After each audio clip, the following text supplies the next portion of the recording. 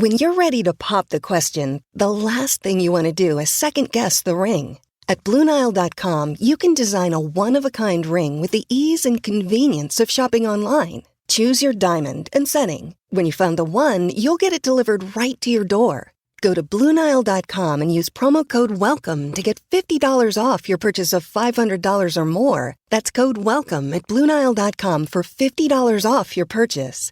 BlueNile.com, code WELCOME. When it comes to teaching kids and teens about money, practice makes perfect. That's where Greenlight comes in. With a debit card and money app of their own, kids learn to earn, save, spend wisely, and invest. Parents send instant money transfers, create custom chores, and automate allowance, while kids track their spending, set savings goals, and practice money skills they can use today and for life. Get 1 month free when you sign up at greenlight.com/podcast.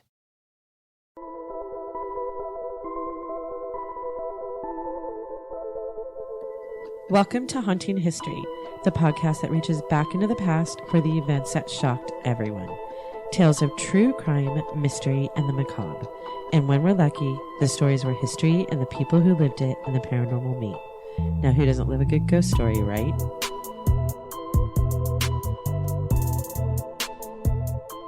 Welcome back to Haunting History Podcast. I'm your host, Kat, and tonight I don't have Haley. I'm by myself. And this is the finale of season 3. I posted on social media that the episode wouldn't be out on our regular day because of technical difficulties, which we did have a little bit. But I think more of it is probably a mental difficulty. This is a hard season to end.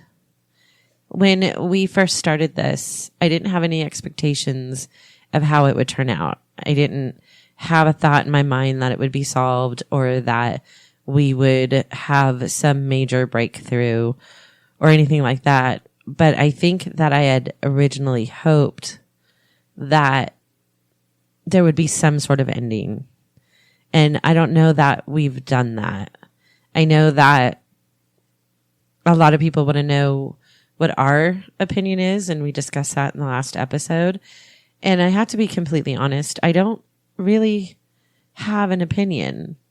And it's not because I didn't immerse myself in their lives and their stories and the diary and the case files and all those things, because I did.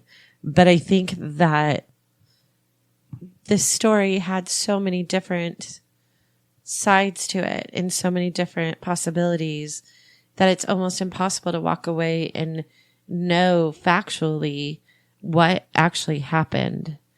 There's too many unanswered questions. I know that the Cronin family believes and have believed from the beginning that John had everything to do with their disappearance. I also know that they believe that the boys went on to live their lives. And it's hard for me to wrap my brain around the thought that Debra's life ended and the boys didn't, because I can't figure out where the boys would have gone.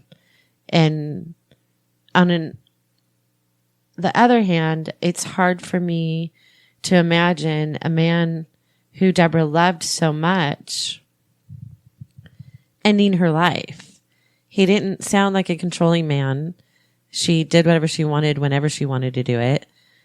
And he didn't sound, by people describing him, anything more than a mellow surfer in the 70s.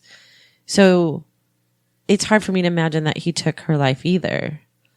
But then when you look at the diary and see that her last entry was on April 30th and she wasn't reporting missing until May 5th, what happened to those 5 days? Did something happen? Did she have another seizure? Was there some kind of argument and a fight that ended in her not making it past that night or out of that apartment ever again? But then what happened to the boys? There's so many different angles to look at. And so I can't claim to know Debra just from reading her diaries and talking to her family. And I can't claim to know John from reading her diaries or talking to his family. There's no way for us to have a clear, concise answer. We know that the detectives never arrested John. We know that they looked at John as a suspect. We also know that there was no bodies ever found.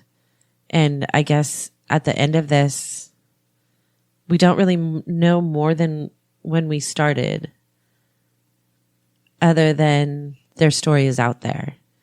And I guess that's what I have to be happy with at the end of the day, is that the story of Debra and Jackson and Joshua and John, for that matter, are not forgotten. Their families, both families, lost their loved ones, whether it was in 1979 or in 2008. They lost the people that they loved. And regardless of how they're gone or why they're gone, two families lost those children too. And the only thing that we can hope for is that someday the story reaches someone who does know something, or a hiker or a hunter or a construction company building a new house finds the body of a woman and two little boys, or the DNA that Jocelyn has done, or the DNA that Tyler Kidwell or Ron Kidwell have offered to do match up with two 40-something-year-old men that they don't already know and that don't already belong to their family. I mean, it's really all we can hope for. And in a minute, I'm going to play you audio from Justin from the Doe Network, and from Jocelyn and Janice and Candy and Ron Kidwell, because they all have something to say at the end of all this. And I guess my ending to this is that I'm honored. I'm honored to have been given this opportunity by the Doe Network to tell a story that had been bothering them for years. And I'm honored to both families for letting me into their lives, to Janice and Joyce and Jennifer and now Candy, and of course Jocelyn, for trusting me with their family stories and their loved ones and what became of them. Thank you so much for letting me in. And Ron Kidwell, I know that this couldn't be easy for you. You knew that your brother was the number one suspect, and you still let me in too. So for that, I will be eternally grateful. And I hope that you all know that it's been an honor to tell your family's story. One last thing. If the Roccos are listening, which I hope that you are, I think that you might have information that might be able to help both families heal. I think that even if they're just memories, you were by far the closest to John and Debbie and the boys than anyone else during that time in their life. And if you don't want to talk on a podcast, I completely understand, but you know how to get a hold of me, and I will put you in contact with Jocelyn, who has a million questions for you and understands that you might not have all the answers, but you might have something that might make them see things differently or confirm how they already feel. So if you do change your mind about talking to anyone, you know how to get a hold of me, and I won't ask you any questions, and I won't record you, and I won't put you on a podcast, but I will put you in touch with whoever you want to speak with, because I know that anyone in the families would love to talk to you. And with that, I'm going to end this, and I'm going to go straight into the audio. I want you to know that we will be on a short hiatus while we get some research built up for our stories that will start late September and go through the Halloween season. I want to thank all of our listeners for joining us on this journey. I know it was a little different than what we typically did, and you guys have been so supportive and so amazing, and have written in so many questions and comments and sent me little things when I sounded down on a podcast or beat up. I can't tell you how much I appreciate you all. It's been a journey, and you've all been on it with us. And for that, I thank you. My name is Justin. I've been volunteering for the Doe Network, submitting and visiting unidentified persons to their website for about 15 years now. I try to match up missing persons with unidentified remains from websites like the Doe Network, NamUs, and various state databases for missing persons and coroner's offices. A while back, my contact at the Go Network forwarded me an email from Kat asking if I could suggest any missing persons cases for a podcast. At first, I thought for a long time that her husband probably had something to do with it. I mean, unless the wife is obviously had run away and emptied the bank account and did everything. But usually they're fairly easy to trace if they did that. But since she just completely disappeared with her sons, after listening to everything that you went through, I don't know. I honestly don't know if he had anything to do with it. I don't know if she ran off. I don't know if she committed suicide. I don't know if she dropped her kids off somewhere, or I don't know anything. And that's probably what's driving me nuts about this case. But, like I said, I'm very appreciative for all the work you've done. I mean, I read somewhere that, true excellence in anything requires obsession, and it sounds like you got pretty obsessed with this one. And I'm glad, because that obsession is what's probably going to be do the most for finding what happened to them. Anyway, I'm really appreciative of everything you've done, and I look forward to the next thing you get up. I do also hope that the children will be put on NAMIS, or the California Department of Justice, because not too many people know anything about them. And I think the more people who actually see this thing, then the better. Okay, I'll talk to you later. Bye. Hi, Kat. This is Justin again. One thing I forgot to add is that I was very impressed that you managed to find many of the pertinent players, especially family members, and get them to put their DNA in the database, so possibly Debra or her sons could be found. If they are found, it's going to be the DNA which is going to be the identifying factor here. Like I said, I was very impressed with everything that you've done so far with this case, and I have a feeling that if it does get solved, a big chunk of it's going to be because of your actions. Hi, my name is Kendi. I'm Debbie's niece and the twins' first cousin. I was born the same day as Debbie, and I actually share her middle name as well, but I never got the chance to know the boys. If I had the chance to speak to any of them, I would just let them know that they've never been forgotten, and they're all so loved by their family, even the ones that they never had the chance to know. I'll just always continue to hope that one day I'll cross paths with my cousins and, get to have a relationship with that part of my family that's been missing my whole life. So thank you for telling our story. That name is Ron Kidwell. I'm the brother of John Kidwell, who was married to, I say was because they're no longer married to Debbie Kidwell. And this has been a process, a 40-year-old process of nothing filled with frustrations and disappointments over a very unusual circumstance, and one of which we really don't know what happened. And that's what's so frustrating. But I know it's got to be frustrating for them too, for them, the Cronin family. And I'd like to say to the Cronin family, I'm sorry that we find ourselves in this position, but all I can say is I'm sorry that we're in this spot. But anyway, my final thoughts was I wish, like I say, we don't know what happened. Nobody really knows. Where everybody's got their theories and whatnot, but we really don't know what happened. And that's what makes it so frustrating. But if Debbie is listening, John obviously is not. If Deb's listening or the boys are listening, I would...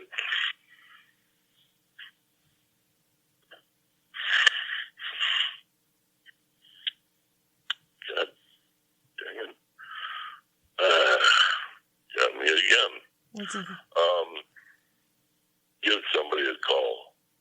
Please, it's been 40 years, and, there's been a lot of heartache, so there'll be no questions asked. Just call. Hi, my name is Jocelyn. I am the niece of Debra Lynn Kidwell, and Joshua and Jackson are my first cousins. I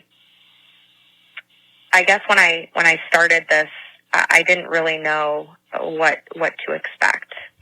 This all started back in April, and I just knew that I wanted to learn more about my aunt and my two cousins. I just wanted to know them better. When I was growing up, I spent a lot of time with my grandmother. Her name is Anna Mae, and she was the most gentle but tough woman you could have ever met. She had raised 10 children. She was a true Christian, and she was an amazing grandmother. She is a big part of who I am today, and I like to attribute my compassion and my faith in people and God to her. She always spoke very highly of her missing daughter and her missing grandchildren, with love in her eyes and a lump in her throat at all times. She was convinced she knew that her daughter was gone, but had hoped that the twins lived on. I guess that you could call that a mother's intuition.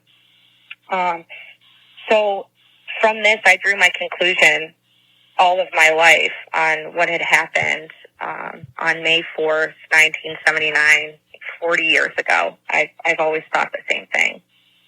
As we've gone through this journey the last 5 months, I have learned so much more than I ever thought I'd imagine, and I thank Kat so much for taking the time to dig into every little detail to help us know our family and what could have possibly happened. The twists and the turns while gathering this information has left me shifting back and forth in where I stand with what I thought happened to these three beautiful individuals. So I guess this is my final conclusion. The most important to my aunt was her family. That was the amount of time she took daily to document every small milestone that the twins had or that she did during the day. She loved to dance, paint, skate, surf. She loved more than anything to be with her family and her husband. You know, raising the two boys had to have been hard, you know, very time consuming. Anybody who has children knows that. But she still found the time to sit down and write a letter, to send birthday cards, to make phone calls to her family who were across the country. This is not the signs of a selfish person. She wrote in her journal daily. Every single day she wrote in it, all the way to the end of April 1979, and then nothing. From April 30th to May 5th, there is nothing. There is not a soul other than John who can account for her and the Finns.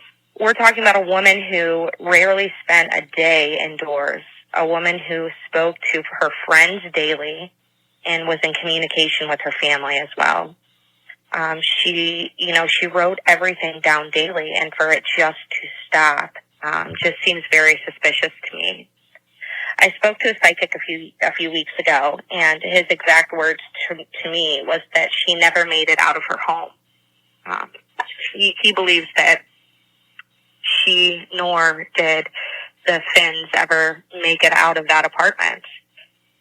And honestly, I have to say now that I do believe that. I know it is hard to know what a person is capable of. I can understand that. And I can tell you that my aunt was not capable of running away and never speaking to her family or loved ones ever again. Ever again. It's been 40 years. Her mother has passed away. If she was out there and she knew of this, she would have contacted her mother at some point, or her sisters or siblings. She was also not capable of taking her sons away from their father, a man that she truly loved, and that is very evident.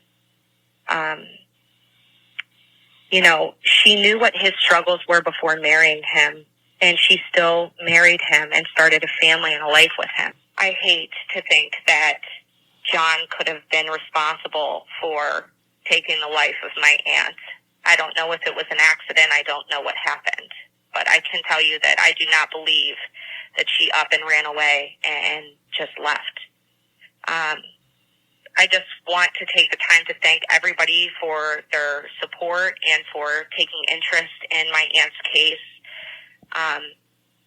I want to thank more than anything Kat for all of the research she's done, how compassionate she's been in this search for the truth in this matter.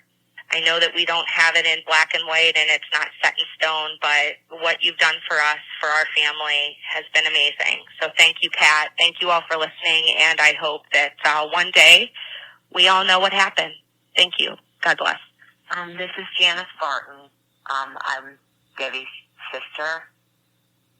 And I would just like to give my final thoughts, and my belief is that I know that Debbie would never walk away from her family and not let us know that she was okay. She had no reason to. And as far as the maintenance man, sorry, that's ridiculous. My sister was very much in love with John. And I just would also like to comment on, the fact that he passed the lie detector test. Well, sociopaths can do that. How even Ted Bundy passed a lie detector test. And I just know that she had no control over what happened to her. Her disappearance was not caused by her. And I and my family always will agree that we know that John had something to do with this, that he is responsible for the disappearance of my sister. And the twins, Joshua and Jackson, we always believe you're out there somewhere. And if you are, I hope someday we can see you again. And I know, Debbie, I will see you in heaven. I love you. I love all three of you. Thank you. Thank you for listening to this episode of Haunting History Podcast. Be sure to like, follow, and comment on Facebook, Instagram, and Twitter at Haunting History Podcast. And don't forget to subscribe, rate, and review wherever you listen to all your favorites. Visit our website at hauntinghistorypodcast.com for more information on each episode. Until next time, I'm Kat, and remember, the living are far scarier than any ghost.